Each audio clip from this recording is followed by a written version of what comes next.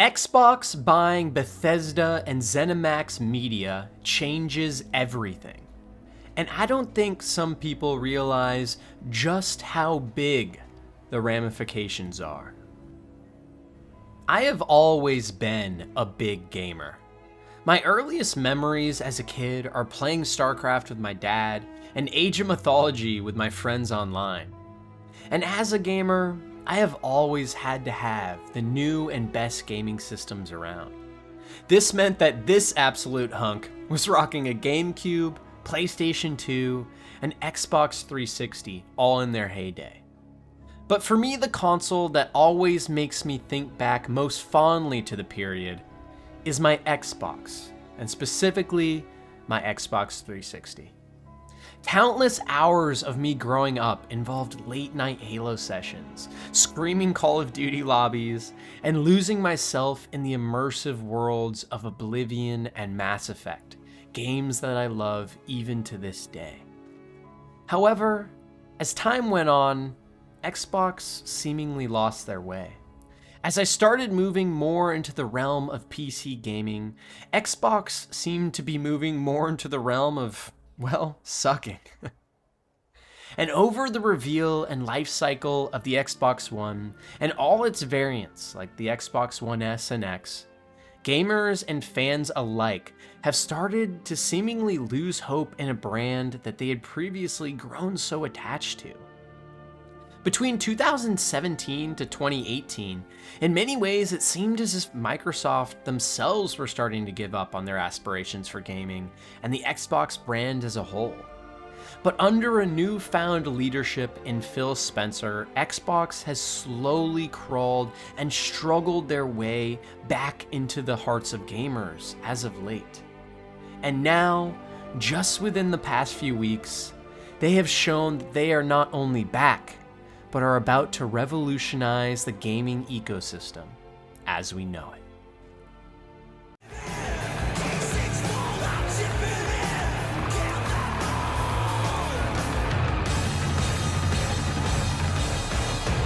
Please welcome Keanu. Game Pass has been a service on Xbox and PC for some time now, and it has been a great service at that.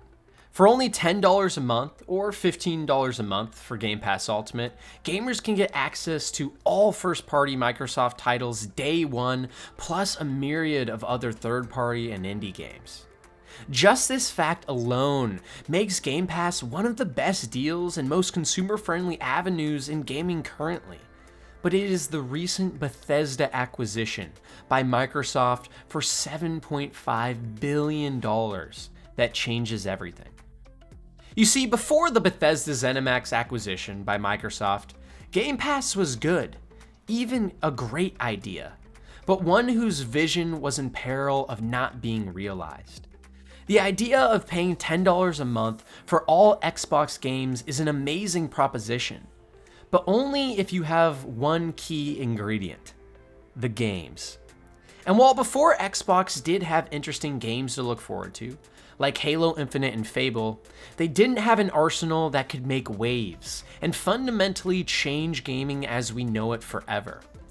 But now, with the acquisition of ZeniMax Media and the insane amount of intellectual property and potential Microsoft now has on their hands, their plan, their master long-term goal that they have been striving and working towards for years now, is finally beginning to take shape.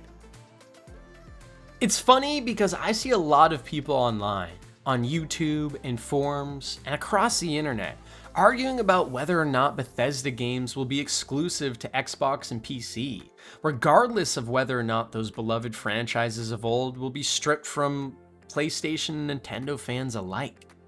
But I think this misses the point entirely. Because if I had to take a guess, I would argue that most, if not all of these games, are probably not coming to PlayStation and Nintendo. Not while they don't allow Game Pass on their platforms, that is. And you see, that is the entire point I'm trying to get to. Through all this next generation hype, exclusive rumors, and fanboy arguments, none of it matters. For the first generation since the dawn of the console wars, it is over before it's even started. By shelling out over $7 billion in just one acquisition, and with both Phil Spencer and the CEO of Microsoft saying there's likely more to come, Microsoft has shown that they are now truly backing their vision of the future of gaming. And it is one that will alter the way in which we play and experience games for decades to come. Selling a new Xbox Series X or S is not what matters to Xbox. They are selling them for such a high potential loss because it is not about selling the console, but selling Game Pass. Xbox doesn't care that they have Bethesda now so that you will buy an Xbox.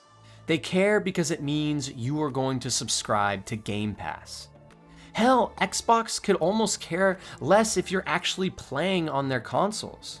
We know the game will be coming to PC and phones through xCloud, and Microsoft is just as happy with you playing there. In fact, Xbox would probably be happy to see you play on PlayStation, Nintendo, or your fridge even, assuming they have the one special key to unlock Game Pass. We have been hearing now for so long how Xbox is trying to become the Netflix of games, how they want to create a subscription service that will get all gamers on board. And now, finally, Xbox seemingly has the full backing of Microsoft to actually get this done. Microsoft now sees Xbox as a key part of their future and are deploying capital to prove it. And this is exactly why everything is going to change. For the first year of the next generation, Xbox will probably still seem weak. Its catalogs of games will be small, and its naysayers will sing into the wind as they always have. But at its current trajectory, and given time, they will continue to buy studios, to create technologies for Game Pass, and to strike deals that will lead to one thing: you wanting and needing to be on Game Pass. Year after year, they have added features, like Xbox Gold to Game Pass Ultimate, and recently xCloud access across the entire Game Pass suite. And year after year, acquisition after acquisition, Microsoft is slowly creating a service that is evolving from a great deal to a must-have for all gamers. Xbox Game Pass is the future of gaming because, well, it has to be. As the service improves and the catalog surely grows, the value proposition continues to get better and better. And most interestingly, Microsoft has created a situation in which their competition can't even compete. Sony has nowhere near the capital to compete with Microsoft in buying studios for a gaming service. And Nintendo is in the Stone Ages when compared to Microsoft's advancements with services and cloud, something that is very vital and essential for a Game Pass model. So we are left with an extremely interesting situation, and for a first in the gaming landscape. The underdog, Xbox, is now sitting in a calm before the storm. While Sony and Nintendo will seemingly continue with the old model of making and selling games for their console, some of which will be $70 now, mind you, Xbox will be fighting a completely different battle. Xbox is in now the fast-moving stage of building a Netflix-like service for games. And just as Netflix marked the end of Blockbuster and movie buying and rental services, so too will Xbox Game Pass mark the end of an era. And at some point, some inflection point which will be different for every individual, the value of Game Pass will become too great. The proposition to only pay $10 a month for a quickly growing catalog of renowned games will, for all intents and purposes, be the end of gaming, at least as we know it now.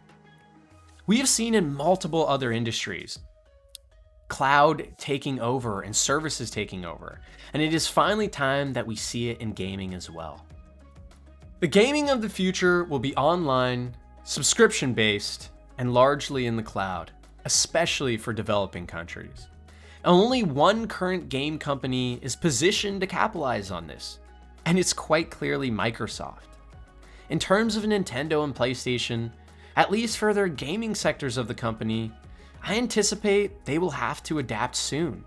And if I were to harbor a guess, They will still do good for a while, courtesy of both of their strong first-party lineups, but their fates have been to an extent sealed, at least in the long term, barring any astoundingly great moves either company does to stay relevant.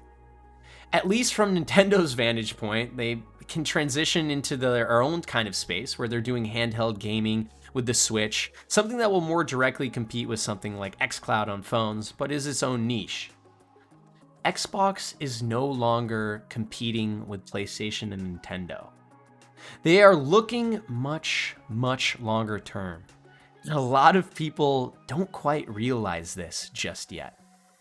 They are looking beyond what gaming is now and to what it soon will be. Because Xbox wants to be right there when it happens. That way they can take all your money. And now with the advent of Google Stadia and the recently announced Amazon Luna game streaming service as well, the future of gaming has truly been set in stone. And this new age of gaming will not be fought by the Nintendos and Sonys of the world, but instead the tech giants, the likes of Google, Amazon, Microsoft, and even some from the East as well, like Tencent. You see, even though it may be hard to see some of these changes now where we stand, gaming is a $1 trillion industry, the largest in all of entertainment. And in these recent years, with the growth of platforms like Twitch, and overall the growth and massive boom and popularity of gaming as a whole, the big boys have finally truly started to take notice. Hence why Microsoft is backing Xbox more than they ever have in their history, and Google and Amazon are making their own streaming services to boot. It is a scary world that gaming is headed to. One where no one owns their games, where you will likely subscribe to multiple services just to play the games you want to engage with, and one where the industry as you remember it is altered forever. And while many will see this as a bad thing, I think we should wait and see. Since I was born in gaming, and really in every industry for that matter, I have heard people complain of the changes they see around them. That things were better before, and that the things that are about to happen will ruin everything. And maybe that is right for Game Pass, for Amazon Luna, and for Google Stadia. But I remain hopeful.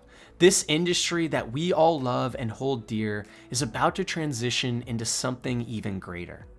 Becoming more accessible, more engaging, and hopefully more passionate, with the need for every game to be successful being alleviated by subscription services that only need a couple big hits, as we've seen with Netflix. As the key performance indicator of gaming moves away from the raw sales of games themselves and instead to the number of subscribers on a platform, we will ideally move to a world where studios can focus more and more on making the best game possible as opposed to selling the most copies possible. For years now, we have heard about why gaming is getting worse and has never been worse. But I think it is quite the contrary. I think there has never been a better time to be a gamer, and a better time to enjoy the industry and the changes that are coming. And it's all just getting started. Thanks for watching though, guys, and listening. I love talking about topics like this with you guys about the future of gaming and just general gaming essays overall. And let me know down below in the comments what you guys want to hear about next. I'm thinking about doing an Elder Scrolls 6 deep dive, talking about what I think the game could be. And make sure to check me out as well on my Twitch channel at twitch.tv/FranklyGaming if you want to talk to me about stuff like this live and get to know me and support me on what is really my main social media platform that I'm trying to grow with my YouTube. So thanks, guys. I really do appreciate the support. And as always, I'll see you next time.